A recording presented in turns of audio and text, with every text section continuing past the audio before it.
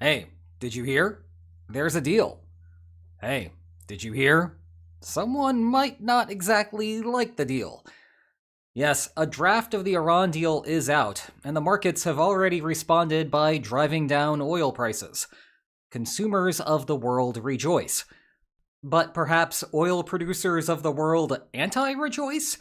And given that, maybe oil producers of the world might want to get creative to undermine the agreement? That is the subject of today's edition of the Geopolitics Helpline. Okay, Helpline. Will Putin, who is nearly done, will Putin send agents to shoot rockets into the Strait of Hormuz and raise the price of oil, plus fertilizer, plus helium, plus LNG, to his benefit, while Iran gets blamed and bombed on the presumption of guilt? The short answer is that Russia has a lot of incentive to sabotage the deal between the United States and Iran. What Russia lacks is a way to do it effectively, or at least not without burning bridges that the Kremlin would prefer to keep standing. And given that, plus how there is a decent chance that the deal will fall apart on its own, it is better to just stand still. We will cover this in 4 phases today. I will begin with a short overview of Russia's underlying desire for the Iran war to continue. Then we will cover point by point what is in the deal. Afterward, I will explain why it is more difficult for a third party to force a war to continue than it is to help end one. Then we will delve into the problems that Russia faces with trying to covertly push the parties back to war. First, a brief explainer on why Russia might want to keep this going. There is the obvious point: oil. Ukraine is continuing to absolutely hammer Russia's oil infrastructure, while simultaneously the Kremlin is facing a budget crisis aside from the revenue problem that comes with being unable to export as much crude oil. The one bright spot for Russia has been the surge in oil prices. That is what happens when 20% of the global supply goes off the market, and the demand for oil is inelastic in price. Keeping the war going is good for business, but we are apparently seeing that Russia has very little control over that. The more subtle half of the situation is that the United States still participates in arming Ukraine. It is no longer the same aid system set forth during the Biden administration. The White House has successfully passed along the cost of supporting Ukraine to European countries. But it remains true that NATO allies purchase weapons from the United States via the Pearl Initiative, and those weapons eventually make their way to Ukraine. The Iran war has caused some of those orders to be delayed, as the United States prioritizes replenishing its own stockpiles. Continued war would imply continued delays, which the Kremlin finds helpful. There are a handful of weapon systems that are hard to produce outside of the United States, most notably Patriots, that will remain on the sidelines for longer if the Iran war continues. With that, let's turn to the deal itself, so we can better understand what Russia is getting from this. My brief summary is that the concepts of this plan are close enough to a match to the Obama-era Joint Comprehensive Plan of Action that you could swap the terms of the two without anyone but a subject matter expert noticing the difference. This is good in the sense that the JCPOA was a good deal back then. It is bad in the sense that, according to a Brown University estimate, the total extra U.S. consumer burden stemming from higher energy prices has been $59.5 billion and counting, and that does not include what other U.S. allies have paid. Then add the estimated $1 billion per day of direct costs that the Pentagon had to pay to continue the war. The only caveat to add is that it remains unclear how much damage Iran's air defenses suffered over the long term, which affects Iran's willingness to comply with the nuclear provisions that will eventually come out of this deal. But let me reiterate a key conceptual point, which is seemingly lost in the commentary on the subject right now. There is a difference between whether the deal is good or not, and whether the price that the United States paid to obtain it was worth it. The former is a question about expectations regarding the quality of future outcomes. The latter is a retrospective comment on whether the White House engaged in effective policymaking. It is fully possible that a deal can be good, while the costs sunk to get there were bad. With that, let's go over the 14 points. As a preface, this is still a leaked draft of the memorandum, so the final version could be different. It is also fairly long. It would be about 5 minutes of narration if I actually read them word for word, so instead I will just put them on screen and then summarize and comment on them as appropriate. Point 1 says that all parties declare that the war is over everywhere, which is interesting given that only the United States and Iran are signing the agreement. It explicitly defines Lebanon as a front of this war, a front that neither of the two signatories directly participate in. Keep that in mind for later. Point 2 is boring boilerplate about respecting each other. Okay. Point 3 removes any doubt that this is not actually a peace treaty, but rather it is an extension of negotiations.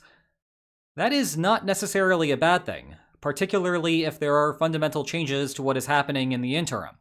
And if you wait 2 seconds, there are. Point 4 ends the US blockade on ships heading to and from Iran within the next 30 days, with the United States accordingly withdrawing its blockade forces. Why that last sentence was written vaguely enough to make it seem like the United States is completely withdrawing from the region, well, I guess they did not ask for my feedback on the memo. Point 5 ends Iran's side of the shutdown. Again, it comes with a 30-day window, and there is a note about the difficulty of removing mines. Further note again that there is nothing here about Iran continuing to impose a toll, meaning that the strait is headed back to the status quo ex ante. Point 6 has received perhaps the most attention, dangling a $300 billion financing deal to Iran. I do not know why this turned into the internet thinking that the United States was about to write a $300 billion check to Iran, though. Aside from the silliness of such a policy, there is a major practical problem here. The White House could not conjure $300 billion out of thin air, even if it wanted to. That would require Congress to appropriate the funds, which they would not. Now, I fully expect some financial carrots to be a part of the final agreement, particularly from third-party countries, as that is what is necessary to convince potential proliferators to comply with an arms deal. I also expect that the implementation mechanism that this point speaks of will stretch out that $300 billion over a very, very long time period, to the point that the number is meaningless from a present value perspective. Point 7 is also about financial carrots, this time in the form of ending sanctions. Note again that this is not immediate relief, with an exception that we will get to in a moment. It will be set up on a schedule, which will ultimately be connected to Iranian compliance on its nuclear program. Speaking of which, Point 8 covers Iran promising not to develop nuclear weapons. Once more, we do not actually have a deal here. We have an extension to the negotiations. Point 9 freezes everything until those negotiations finish. Iran does not advance its nuclear program, and the United States does not leverage new sanctions or any additional military force in the region. Point 10 is the exception to the sanctions from before. The United States will lift its oil-related sanctions immediately. This is notable from Russia's perspective, because it means that Iran's oil will come off the gray market, the same gray market that Russia trades on. This is where things can get a little weird, because the short-run effect may be beneficial to Russia.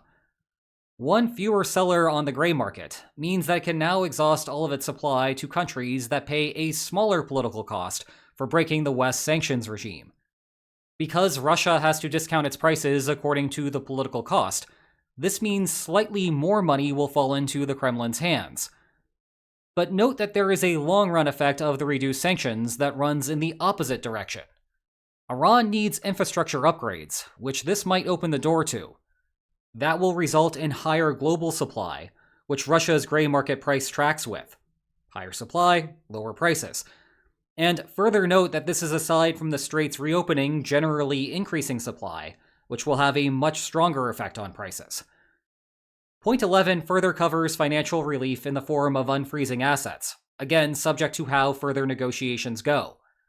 It also covers some relatively boring logistical questions about how the money will be transferred. Point 12 is boring diplomatic ease, describing how they are going to continue talking. Point 13 is more of the same. Note that points 4 and 5 refer to the reopening of the strait, and points 10 and 11 are about US sanctions. Point 14 says that the final agreement, not the current one, but the one to be written later, will go in front of the United Nations Security Council. I find it interesting that it says that it will be approved, even though that requires a successful vote in the Security Council.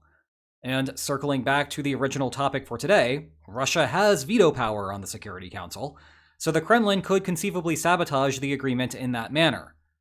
However, the UN route hints at a central problem that Russia has with trying to keep the war going. It is much easier for a third party to help end a war than it is to prolong it. The standard way to help solve an ongoing conflict is to offer a peace subsidy. These are direct payments that a third party makes to one or both parties, if and only if there is an agreement between the pair. Visually, this has the effect of expanding the bargaining range. Now, there are a ton of subtleties that come with subsidies, but it is easy to understand why they are usually helpful. They make war costlier, and they can smooth over the bargaining friction that is driving the war. In contrast, the standard form of assistance that third parties give to a warring combatant is military aid. Although such aid can manipulate bargaining frictions, doing it right is difficult and not normally the goal. Rather, the third party's thinking is a simple cost-benefit calculation. My friend is at war and expects to fight to a particular outcome. If I provide aid, that outcome will be better. Is the difference in outcomes worth my cost? If so, then provide the aid. The trouble with using that as a solution to the war is that it gets subsumed in the expected outcome. We are just shifting the bargaining range rather than inherently getting closer to reaching an agreement. Or, for Russia's purposes here, getting further away from one. Russia has indeed aided Iran during the war, but it appears that the help has been limited to intelligence sharing. That is what happens when you are otherwise preoccupied in Ukraine. Either way, though, there is no easy way to conditionally offer intelligence if Iran continues to fight that actually encourages more fighting. Whatever benefit Iran gets from that is subsumed in the types of offers that the United States issues to Iran. A better solution, emphasis on the air quotes around better there, is to offer a war subsidy. That is, directly pay Iran if and only if Iran continues to fight. That would basically have the inverse effect of a peace subsidy, shrinking the bargaining range, and under most circumstances, failing to smooth over the bargaining frictions. Of course, the entire point of the Kremlin trying to force Iran to continue to fight is to make more money, so the war subsidy ultimately eats into the profits.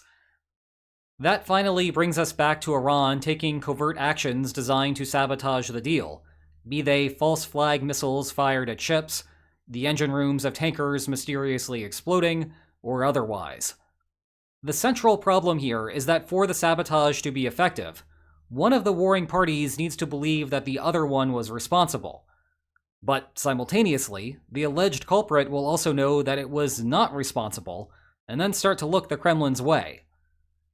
Let's imagine that the Kremlin bombs a Saudi tanker. The plot works as intended. The United States blames Iran and reinstitutes the blockade. Think about what this would do to the relationship between Moscow and Tehran. Right now, it works well. Afterward, the bridge would be burned. For all of the focus in the United States on the price of the war, Iran has been in bad shape for months now. First via direct destruction, then later the inability to sell any of its oil. Iran does not want the kinetic or economic war to restart. Consequently, if Iran deduces that Russia was actually responsible, their partnership would be shredded. On the flip side, imagine that the Kremlin bombs an Iranian tanker. The plot again works as intended. Iran blames the United States and shuts down the strait. Think about what this would do to the relationship between Moscow and Washington. Currently, the word that I would use is that they are coexisting. That coexistence would revert back to conflict if the United States deduced that Russia was actually responsible. Now, I keep adding the caveat of if they deduce that Russia was responsible, because there is one extra layer of complexity here. If Russia is the obvious actor to blame for a potential false flag attack, it encourages other third parties to sabotage the deal. Say, a militant group interested in continued conflict. They can get what they want without appearing responsible. It is the best of both worlds. That aside, from the Kremlin's perspective, there is a better option here. Just sit back and wait. Remember, Point 1 said that the war is over on all fronts, and yet it is most decidedly not. Israel continues the conflict in Lebanon, completely ignoring any promises that Trump made on the country's behalf. Iran, meanwhile, has continued to fire at commercial ships each night since the deal was signed on Sunday, according to a U.S. official. Point is, Russia can sit back and see how this all plays out. There is no guarantee that it will hold on its own without any external prodding. So why take any risks when you might get what you want naturally? Meanwhile, why don't you continue the party with another edition of the Geopolitics Helpline? The archive is right at your fingertips. And if you enjoyed today's video, then please like, share, and subscribe, and I will see you tomorrow. Take care.